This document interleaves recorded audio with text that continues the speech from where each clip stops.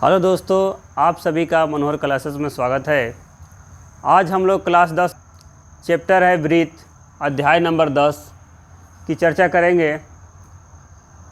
और इसके पहले हम लोग इंट्रोडक्शन को देखेंगे और अगले वीडियो में हम लोग इसके सवालों को देखा जाएगा, जो प्रश्नावली 10.1 है। तो देखिए बच्चों, ब्रीथ चैप्टर का नाम है और सबसे देखेंगे ब्रीथ क्या होता है। तो ब्रीथ क्या होता है बच्चों, तो इसकी परिभाषा है कि एक तल पर उन सभी बिंदुओं का समूह जो तल के एक निश्चित बिंदु से एक निश्चित दूरी पर स्थित हो, एक वृत्त कहलाता है। प्यारे बच्चों, ये कह रहा है परिभाषा में कि एक कोई तल है और तल में कुछ बिंदुओं का समूह है। जैसे बिंदुओं का समूह मैं मानूँ यहाँ पे छोटा छोटा बिंदुओं का समूह है और यह समूह एक निश्चित बिंदु से समान दूरी पर हो। ये बिंदु, मान लीजिए कि यहाँ पे कोई बिंदु है, इस बिंदु से सभी की समान दूरियां हैं, तो ये वृत्त को प्रेजेंट करेगा। इस केंद्र से यदि इस बिंदुओं को कहीं भी मिलाते हैं और ये समान दूरी पर पाए जाते हैं तो ये वृत्त कहलाएगा। कहीं भी बच्चों इसको मिलाएंगे तो इस केंद्र से बराबर दूरी पे होंगे ये सब, तो इन बिंदुओं का जो समूह होगा वृत्त को प्रेजेंट करेगा। तो अब हम लोग देखते हैं इसके वृत्त में क्या क्या होता है, कौन कौन से भाग होते हैं। तो देखिए बच्चों, इसका अगला भाग है त्रिज्या क्या होती है वृत्त का। तो बच्चों, केंद्र और वृत्त पर स्थित किसी बिंदु को मिलाने वाली रेखा त्रिज्या कहलाती है बच्चों। ये केंद्र से और इसके वृत्त पर कहीं भी मिला देंगे तो इसकी त्रिज्या कहलाती है। और त्रिज्या को स्मॉल आर से प्रेजेंट किया जाता है बच्चों। त्रिज्या को स्मॉल आर से प्रकट किया जाता है।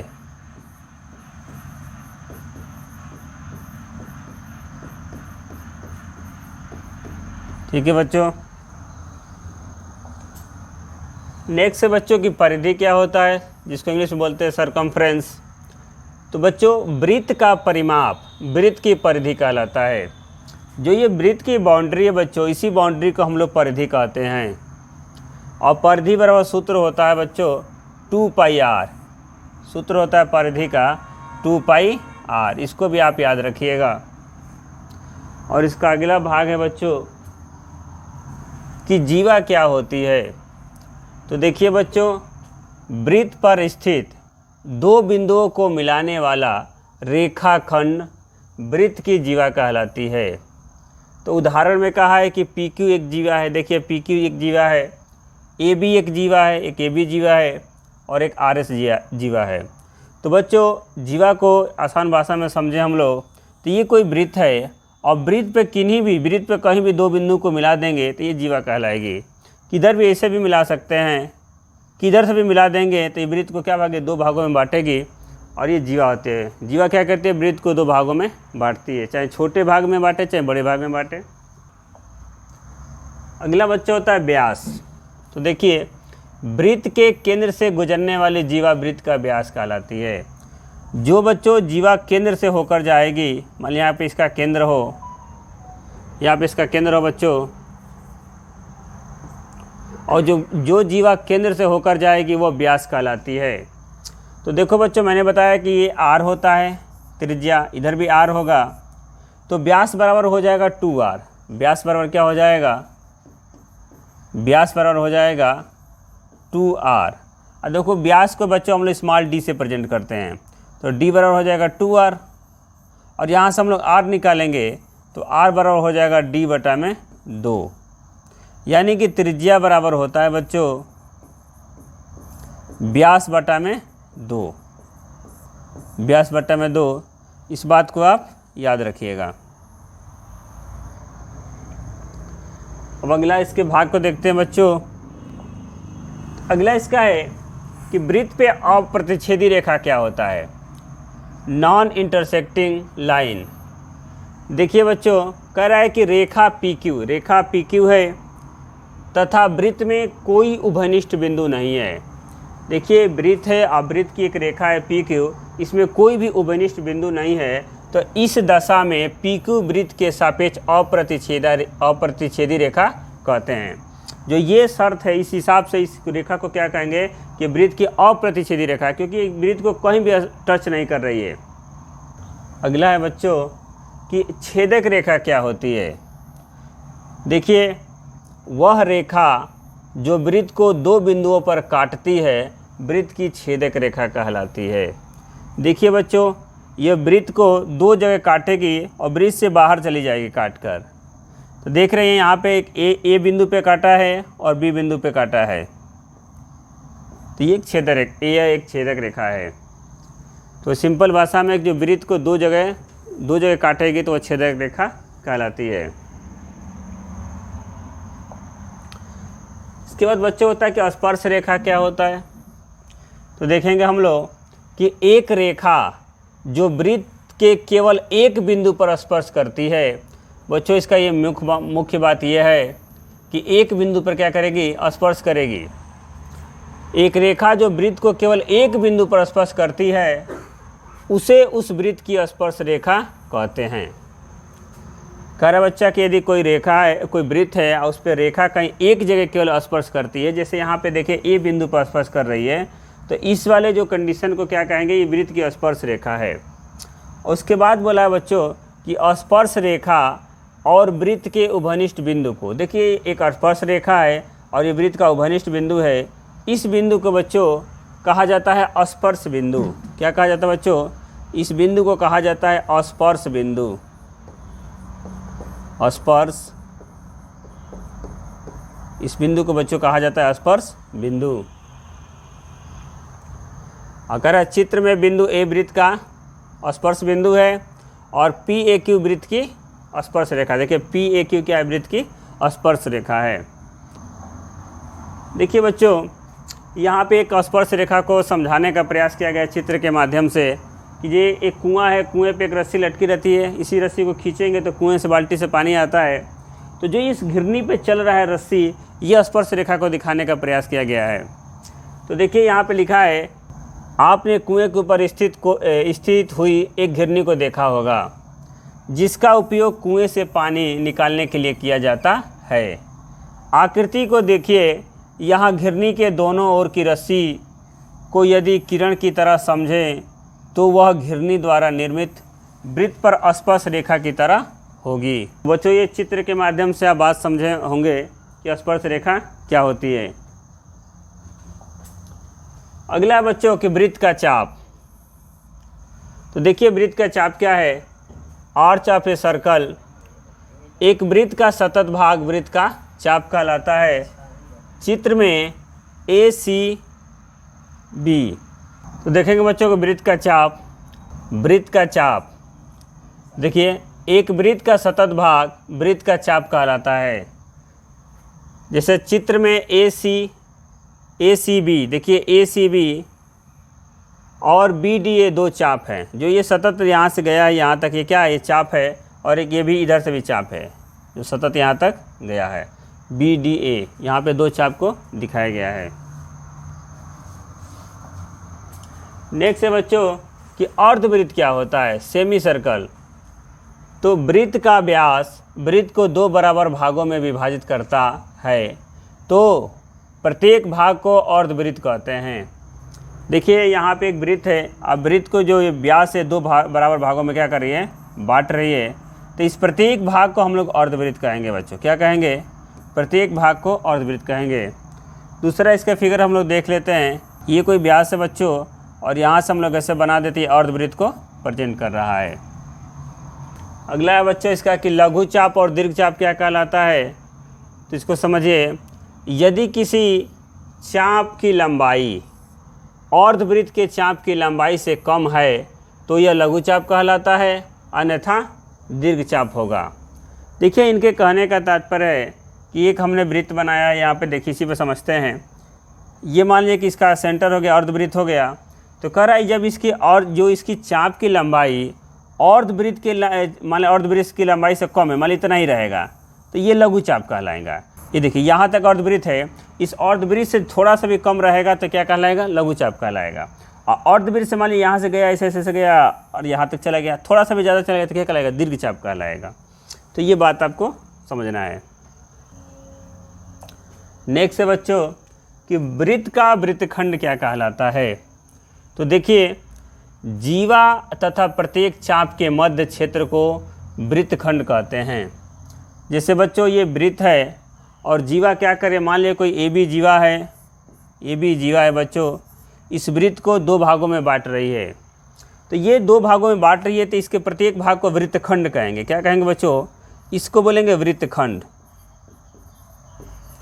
इसको बोला जाएगा बच्चों वृत्तखंड। और ये भी वृत्तखंड है।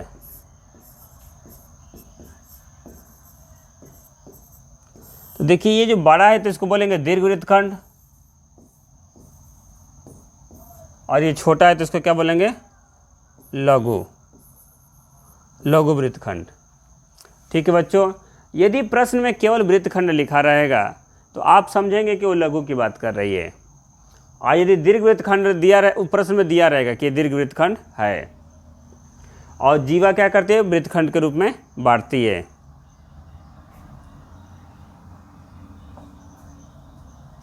अब देखिए बच्चों वृत्त का त्रिज्यखंड क्या होता है। तो कह रहा है कि केंद्र से वृत्त के दो बिंदुओं को जोड़ने वाली त्रिज्याएं और उनके बीच का चाप मिलकर जो क्षेत्र बनाते हैं उसे त्रिज्यखंड कहते हैं। देखिए बच्चों यहाँ पे एक त्रिज्यखंड दिखाया गया है कि ये दो त्रिज्याएं हैं और दो त्रिज्याएं हैं और एक चाप है। जो ये आकृति को घेरे हुए बच्चों, ये एक त्रिज्यखंड है। क्या है, त्रिज्यखंड है, त्रिज्यखंड।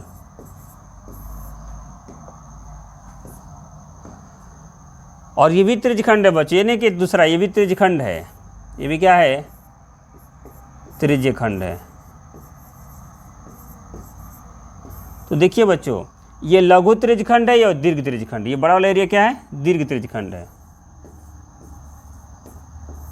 ये क्या है, लघु है। तो देखिए बच्चों जो त्रिज्याओं से बनी आकृति को क्या कहेंगे, दो त्रिज्याओं से जो बनेगा आकृति उसको बोलेंगे हम लोग त्रिज्यखंड, और उसमें चाप भी होना चाहिए साथ में। ठीक है बच्चों, अब जब भी आपको प्रश्न में दिया रहेगा त्रिज्यखंड तो मान के चलिए कि वो लघु की बात कर रहा है, और दीर्घ बोलेगा तो प्रश्न में बोलेगा कि दीर्घ त्रिज्यखंड। इस बात का आप ध्यान रखिएगा। नेक्स्ट है बच्चों वृत्त का चतुर्थांश क्या होता है। तो देखिए वृत्त का 1/4 भाग वृत्त का चतुर्थांश कहलाता है। जैसे यहाँ पे देखिए एक वृत्त को दिखाया गया है और इसका एक प्रत्येक भाग क्या है, एक चतुर्थांश को प्रेजेंट कर रहा है। तो वृत्त का जो चौथा भाग होता है वो वृत्त का चतुर्थांश है। तो यहाँ 1/4 सभी भाग दिखाया गया, ये भी 1/4 है, तो ये भी 1/4 है और ये भी 1/4 है। प्रत्येक भाग एक चतुर्थांश को प्रेजेंट कर रहा है। अब देखेंगे बच्चों एक थ्योरम है, इसी में प्रमेय है कि वृत्त के किसी बिंदु पर स्पर्श रेखा स्पर्श बिंदु से जाने वाली त्रिज्या पर लंब होती है। देखिए एक स्पर्श रेखा दिया है PAQ, और यदि स्पर्श रेखा है जहाँ स्पर्श बिंदु है यहाँ से त्रिज्या खींचा जाए तो ये स्पर्श रेखा पे क्या होता है, लंब होता है। ये प्रमेय है और यही हमको क्या करना है, सिद्ध भी करना है। तो कैसे इसको सिद्ध करेंगे, आइए हम लोग समझते हैं। देखिए बच्चों जब सिद्ध करने वाले प्रश्न होता है तो उसको हम लोग लिखते हैं उपपत्ति। क्या लिखते हैं बच्चों, उपपत्ति लिखते हैं हम लोग।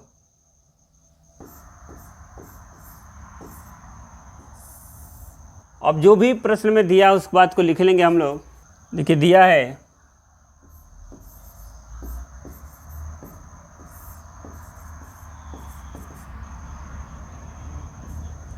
ओ केंद्र वाला एक वृत्त, ओ केंद्र वाला एक वृत्त है। ठीक है, और बिंदु ए पर स्पर्श रेखा और बिंदु ए पर स्पर्श रेखा PQ है।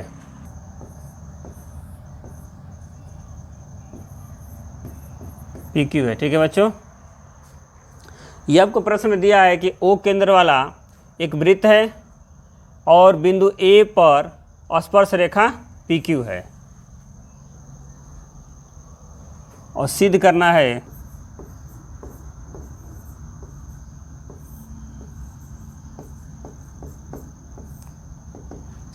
बच्चों OA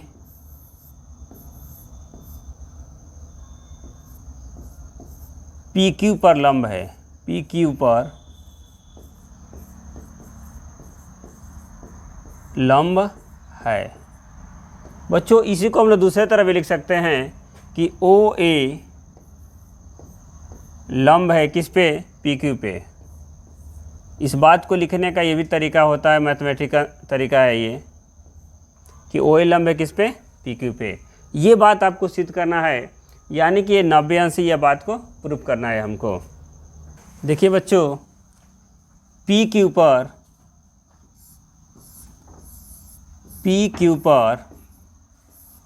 A के अतिरिक्त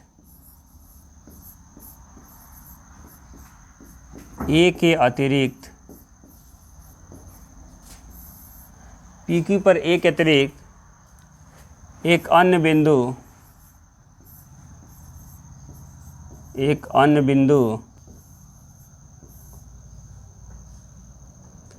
B लीजिए।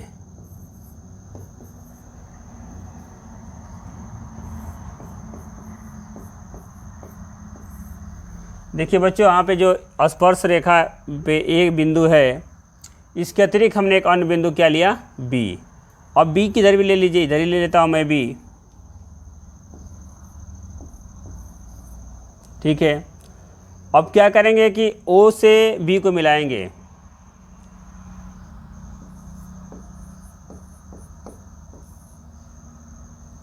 O से B को मिलाया,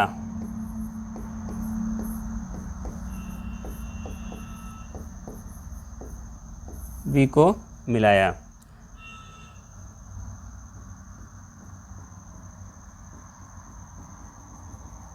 तो देखिए बच्चों, यहाँ पे हम लोग देखेंगे कि जो OB है, OB OA से बड़ी है। क्या है बच्चों? OA से बड़ी है। देखिए, जो ये OB रेखा है OA से क्या है? बड़ी है। तो एक प्रमेय होता है बच्चों कि यदि एक ही बिंदु से किसी रेखा पर अलग अलग रेखाएं खींची जाए, इसे एक ही बिंदु से अलग अलग रेखाएं खींची जाए बच्चों किसी भी रेखा पे, तो इसमें जो सबसे छोटी रेखा होती है उस रेखा पे क्या होती है? लंब होती है। जो सबसे छोटी रेखा होगी उस रेखा पे क्या होगी? लंब होती है। ये एक थ्योरम है, इसकी मदद से हम लोग इस बात को प्रूफ करेंगे कि जब हम लोग इस पर कोई भी बिंदु खींचेंगे, अनंत ऐसे खींचेंगे, जो भी खींचेंगे, तो ये सबसे छोटी रेखा हम लोग के बच्चों मिलेगी OA।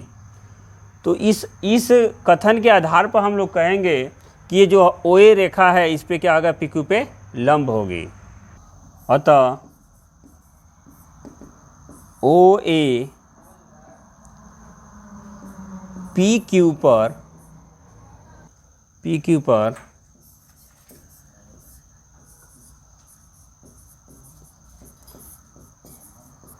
अन्य बिंदुओं से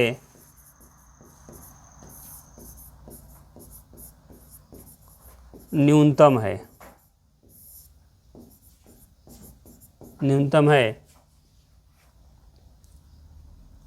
अतः OA लंब होगी PQ पे।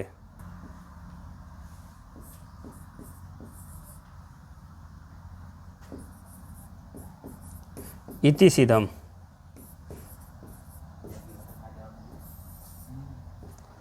ओके बच्चों, उम्मीद करता हूँ कि ये बात आपको समझ में आई होगी।